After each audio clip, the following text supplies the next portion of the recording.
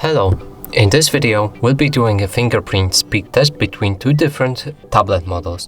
One on the right is Samsung Galaxy Tab S8 and one on the left is Samsung Galaxy Tab S8 Ultra. Let's get to the testing.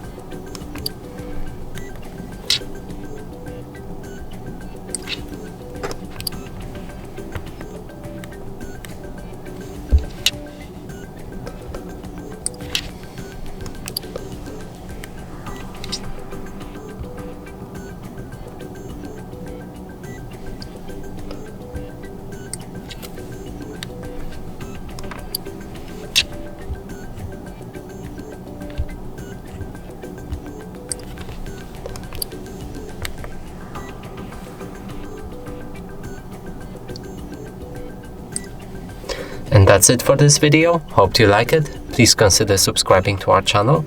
Leave a like and a comment below.